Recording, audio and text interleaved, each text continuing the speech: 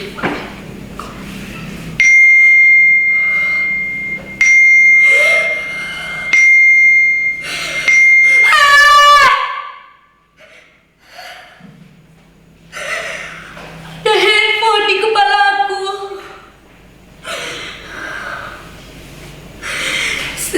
malam, setiap kali saya membuka buku-buku itu, setiap saya mencoba khusyuk membaca buku-buku itu, tiba-tiba terdengar suaranya.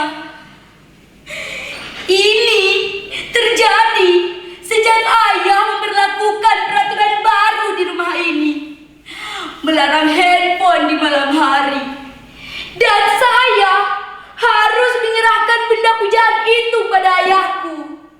Kemudian saya harus duduk di bangku ini menghadapi buku-buku yang bisu dan tasik ini sampai saya tertidur. Ayah atau ibuku, mereka seperti tentara jaga malam, datang ke kamarku untuk memastikan bahwa saya masih membaca buku sebelum pukul 10 atau 11 malam. Dan pintu ini tak boleh saya kunci sebelum jadwal tidur saya itu tiba. Ini merupakan peraturan yang kedua. Sekitar 15 atau 20 menit lagi, salah satu dari mereka pasti akan datang ke kamarku. Kemudian saya harus duduk di bangku ini sambil membaca. Tapi sebelum hal itu terjadi, izinkanlah saya untuk berbagi cerita kepada hadirin sekalian. Baik yang hadir langsung menyaksikan nasib saya di kamar ini, ataupun kalian yang menyaksikan video ini. Saya sebenarnya bukannya tak berusaha. Bahkan saya telah melakukan segala daya upaya untuk bisa membaca buku dengan khusyuk dan bahagia.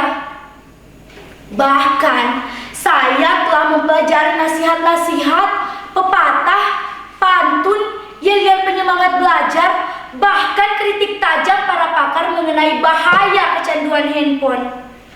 Tetapi hal-hal yang biasa orang gunakan untuk bisa memotivasi diri tak juga membuat saya semangat dalam membaca buku. Kalau misalnya berhasil hanya bertahan 15 sampai 20 menit saja, lalu saya akan tertidur lagi. Saya sangat mengantuk jika membaca buku. Apa? Saudara-saudara tak percaya bahwa saya menderita? Apa tak terlihat beban derita itu di wajah saya ini? Di getar suara saya? Di seluruh tubuh saya ini? Ini bukan pertunjukan monolog anak-anak SMA itu loh. Ini real. Ini nyata. Bahkan kalau penderitaan saya ini saya tuangkan ke dalam puisi, saya rasa saudara-saudara tak akan kuat membacanya tanpa menitihkan air mata. Tak percaya, saudara-saudara tak percaya bahwa saat ini saya sedang dibuli sepi dan dikepung sedih.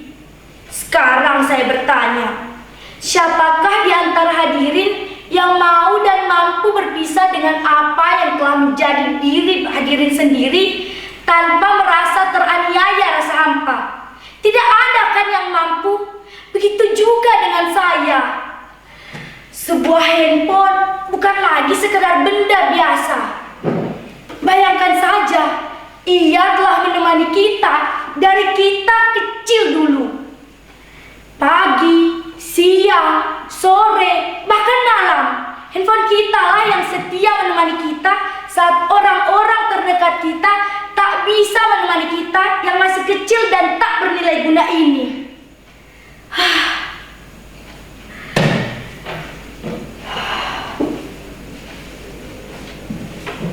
Itulah mengapa berpisah dengan dirinya, meski hanya saban malam, membuat saya seperti merindukannya tak pernah pernah bertemu bertahun-tahun.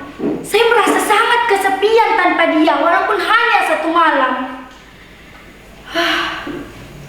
Sejak saya pertama kali tahu membaca dan menulis, saya telah memasukkan nama saya ke dalamnya. A-R-R-A-Y-A-N, Arayan. Ya, saya memasukkan nama saya ke dalamnya. Saya memang sudah sempat berganti-ganti partner dari handphone satu ke handphone lainnya. Tapi apapun jenisnya, sikap mereka tetaplah sama, setia menemani dan melayani saya. Coba bandingkan, jika kita di kehidupan nyata berganti partner, baik itu teman ataupun pimpinan, ya bisa semakin baik ataupun bisa juga semakin anjlok mutunya. Tidak ada yang konsisten selain handphone saya. Begitu pula dengan kalian pastinya. Jadi bagaimana sekarang? Apa sudah cukup jelas bahwa saya menderita? Saya sebenarnya menderita bukan hanya karena berpisah dengan dirinya saja atau karena disuruh membaca terus. Tetapi saya dihadapkan dengan dua keadaan dalam satu waktu. Di sisi lain, saya tahu kedua orang tua saya ingin yang terbaik untuk saya. Mereka ingin saya lebih maju dalam bidang studi. Tapi di sisi lain, jiwa saya, raga saya, diri saya ini sudah terbiasa dengan keberadaan dia di sisi saya. Bahkan kalau teringat masa-masa sepi dan masa-masa kritis, dia lemah.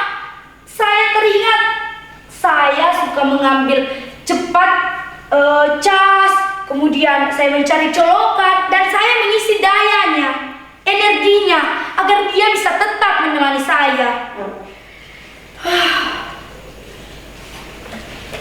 Tak mudah melewati hari-hari tanpa dia. Oh iya, tak ada yang lebih membahagiakan daripada deringannya. Suara notifikasinya, bahkan saya selalu bertamasya dengannya ke situs-situs yang saya sukai. Saya juga menyantap menu-menu lezat yang dihidangkannya. Dia selalu bersama saya. Kalau saja handphone saya ada bersama saya saat ini, saya pasti akan bermain game sekarang. Handphone saya menemani saya ketika saya ada tugas. Dia mengerjakan semuanya dengan cepat. Ya, lihatlah dunia ini sekarang, tempat kita sekarang, masa kita sekarang. Semuanya perlu kecepatan. Untuk itulah saya amat sulit jika saya berpisah dengan dirinya. Karena dunia ini butuh kecepatan dan saya bisa cepat dengan dia. Lihatlah, saya sangat lambat tanpa dia.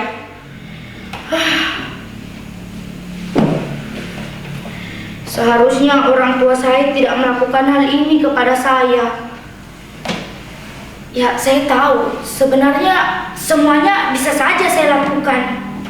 Tapi suatu malam saya menemukan kedua orang tua saya asik dengan handphonenya.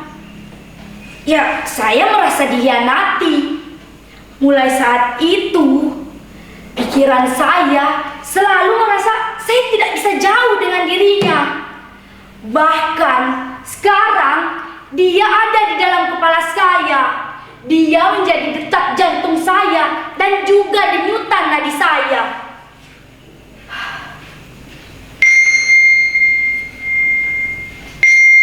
Dia datang kembali.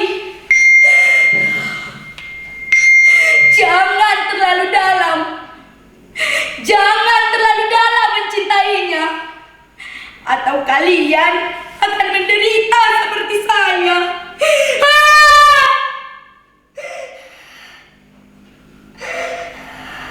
Arayan,